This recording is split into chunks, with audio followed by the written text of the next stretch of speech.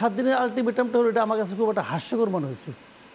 হাস্যকর মনে হয়েছে এই কারণে, আলটিমেটামটা যারা দিয়েছেন আওলা তো তারা বাজাইছেন, তারা আওলা বাজায় এখন তোমরা ছাড়াও, তো এটা তো কোনো কথা হলো না। আওলা যাদেরকে উনি এক করতে হইতে বলতেছেন তারা কি আওলা বাজাইছে? তারা কে কি চায় তারা তো আগেই বলে দিছে, তারা তো বলে দিয়েছে আমি কে কি চাই। এবং ওইভাবে ওনারা ওই দলিলটা করলেন না কেন? ওনারা তো আওলা বাজাইছেন। এবং ওই কমিটির ঐক্যমত্য কমিটির হেডকে ডক্টর ইউনূস, তো আওলা তো উনি দেয়, উনি আপনাদেরকে কি আলটিমেটাম দেয়? উনি তো আর সভাগুলিতে উনি থাকছেন কি থাকছেন না? যদি উনি থাকতে না পারবেন সভাপতি হইতে গেছেন কেন? কি কারণে সব জায়গায় সভাপতি হইতে হবো? এটা কি ধরনের মানসিকতা? উনি যখন সভাপতি হয়েছেন তার মানে দায়িত্বটা ওনার, এই আকাম উনি করছেন, 1 নম্বর কথা। 2 নম্বর কথা হলো গিয়া, আপনি যেটা বললেন জোটের রাজনীতি, মানে ভোটের যে ঐক্য জোট, এটা হবে না। এটা আজকে কাম ছেড়ে দিছে। যখন নাকি বলছে যে ওই প্রতীক পাবা না তুমি, ধানের শীষ না পাইলে ববি হাজার সিংহমা কেন্দ্রে পাস করবো, এত সোজা।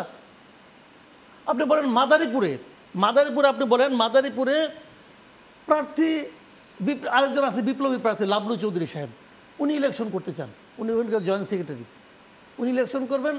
একজনকে দিচ্ছে আমার নামের নাম কি কামাল জামান না কি নাম, এই ভদ্রলোক পাইয়া নিয়ে, হ্যাঁ কামাল জামান মোল্লা এরকম টাইপের, হ্যাঁ কামাল জামান, আমারটুকু আনে আছে আর কি, পরেরটুকু মনে রাখি নাই, নামে নামে জমে টানে, বুঝে না, ওনারা দিছে। তারটা তো বাদ, তারটা এখন স্থগিত করছে আর কি। দেখেন এটা কত বড় একটা মানে ঘটনা। টায়ার জ্বালাইছে, ভাঙার ওই রাস্তা বন্ধ করে দিছে, তার মানে এটা কিন্তু পথ দেখাই দিল। অন্যদেরকে বলতেছে তোমরা এরকম টায়ার জ্বালাও, রাস্তা বন্ধ করো, ওটাও স্থগিত করে দেবো। ভাই দেওয়ার আগে খেয়াল ছিল না যে কে টায়ার জ্বালাইতে পারে?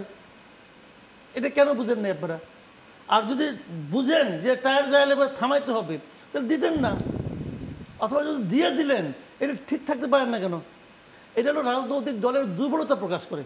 এবং আগামীতে দেখেন 2-1 দিনের মধ্যে অনেক টায়ার জ্বলবে, এটা আমার ধারণা আর কি। কারণ টায়ার জ্বললে যদি স্থগিত করা যায়, টায়ার অন ফায়ার, হ্যাঁ টায়ার এখন ফায়ার হয়ে যায়। আরেক জায়গায় তো টায়ার জ্বালায় বহিষ্কার হয়েছে, আপনি ওইটা সীতাকুণ্ডে তো বহিষ্কার ভাই যে বহিষ্কার হয়েছে সেটা তো ছোট জিনিস, এটা তো বড় জিনিস ভাই।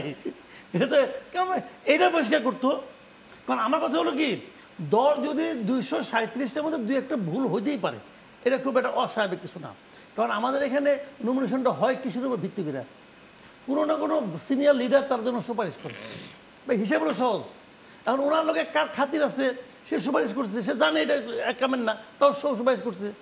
করার পরে এখন দেখা গেছে যে তো আরেক বীর আছে, ওই বীর খেলাই গেছে টায়ার টয়ার নিয়ে, ডিয়াশালাই নিয়ে। এখন তো এখন আমি মনে করি দলের উচিত হবে কি জানেন, দলের হাইকমান্ডের উচিত হবে কি, তারা নিজেরা একটা জাজ করবে, জাজ করে যদি দেখে যে আমার মিতা যোগ্য লোক, তাহলে যারা এগুলো করছে তাদেরকে বহিষ্কার করা। আর যদি দেখে যে আমার মিতা আসলে অযোগ্য লোক আমার মতো, তাহলে যারা ওনাকে যখন সুপারিশ করছে তাদের বিরুদ্ধে অ্যাকশন নেওয়া।